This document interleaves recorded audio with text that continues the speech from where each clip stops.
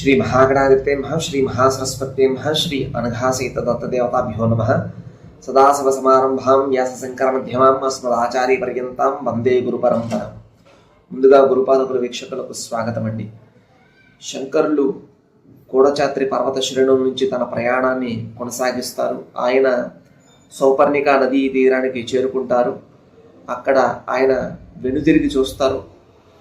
అలా చూసిన వెంటనే ఆయనకి ఒక దివ్యమైనటువంటి స్వరం వినపడుతుంది। తాను ఇక్కడే శాశ్వత నివాసంగా ఉంటాను అనేటువంటి స్వరం। ఆ స్వరము మహాదేవిది। మునుపు శంకరులు కోడచాత్రి పర్వత శ్రేణుల్లో తపస్సు చేసి దేవి అనుగ్రహం పొంది కేరళలో దేవిని ప్రతిష్ఠించాలి అనేటువంటి సంకల్పంతో ఆయన దేవి సూచించిన విధంగా ఒక షరతు మేర ఆయన ప్రయాణాన్ని కొనసాగిస్తారు। ఇక్కడ ఆయన వెనుతిరిగి చూడడంతో దేవి ఈ సౌపర్ణికా నదీ తీరంలోనే తనని ప్రతిష్ఠించమని ఆయనకి సూచిస్తారు।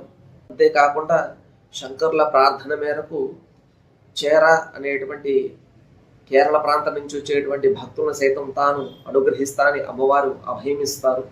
దానితో శంకరులు సంతోషించి అమ్మవారు సూచించిన విధంగా అక్కడ శ్రీయంత్రాన్ని అమ్మవారిని ప్రతిష్ఠ చేస్తారు। ఈ క్షేత్రానికి సంబంధించినటువంటి ఒక పురాణ కథని మనం తెలుసుకుందాం। ఒకప్పుడు కోలా మహర్షి తపస్సుని ఆచరిస్తూ ఉంటారు। ఆయన తపస్సుని ఆటంకపరుస్తూ ఒక అసురుడు ఇబ్బంది పెడుతూ ఉంటాడు। ఆ అసురుడు కంభాసురుడు। వాడు భైరవయాగం చేసి అమ్మవారి నుండి అనేకమైనటువంటి వరాలను పొందుతాడు। దానితోటి లోకాలను ఇబ్బంది పెడుతూ ఉంటాడు। వాడిని నిగ్రహించమని కోలా మహర్షి అమ్మవారిని ప్రార్థిస్తారు। మహర్షి యొక్క ప్రార్థన మేరకు అమ్మవారు వాడిని నిగ్రహించాలని సంకల్పం చేసి వాడికి ముందుగా రాయభారం పంపుతుంది। ఆ రాయభారాన్ని వాడు నిరాకరిస్తాడు। అంతేకాకుండా శంకరుని ఉద్దేశించి తపస్సు చేసి అజేయమైనటువంటి వరాలను పొందాలని సంకల్పం చేస్తాడు। తపస్సు చేస్తాడు శంకరుని ఉద్దేశించి। శంకరుడు ప్రత్యక్షమవుతాడు। వరాలు శంకరుడు ఇవ్వబోతుండగా ఈ అసురుడి యొక్క వాక్కుని స్తంభింపజేస్తారు అమ్మవారు। నాటి నుండి ఆ రాక్షసుడు కంభాసురుడు లోకాసురుడుగా మారిపోతాడు। ఆ తరువాత అమ్మవారు వాణ్ణి యుద్ధం చేసి సంహరిస్తారు। మూకాసురుడిని సంహరించినటువంటి దేవి కాబట్టి భక్తులు ఈ దేవిని మూకాంబికగా కొలుచుకుంటూ ఉంటారు। అసుర సంహారం తర్వాత కోలా మహర్షి ఈ ప్రాంతంలోనే ఉండి భక్తుల్ని అనుగ్రహించవలసిందిగా కోరతారు। అప్పుడు ఒక దివ్యమైనటువంటి లింగం అక్కడ ఆవిర్భవిస్తుంది। అది జ్యోతిర్లింగము। ఆ లింగానికి మధ్య భాగంలో ఒక స్వర్ణరేఖ ప్రకాశిస్తూ ఉంటుంది। ఆ లింగానికి కుడివైపున బ్రహ్మ విష్ణు మహేశ్వరులు ఆ లింగంలో లీనమై ఉంటారు। అదేవిధంగా ఎడమ భాగం వైపు పార్వతి లక్ష్మి సరస్వతి కొలువై ఉంటారు। ఈ లింగాన్ని మూలాదేవిగా మూకాంబికా క్షేత్రంలో ఇప్పటికీ అర్చిస్తూ ఉంటారు। 4 చేతులతోటి శంఖ చక్రాలతోటి మూకాంబికను శంకరులు ప్రతిష్ఠించారు। అదేవిధంగా శ్రీయంత్రం యొక్క ప్రతిష్ఠ కూడా చేశారు। ఈ ఆలయానికి సుమారు 20 కిలోమీటర్ల దూరంలో బ్రహ్మలింగేశ్వర స్వామి అనేటువంటి ఆలయం ఉంది।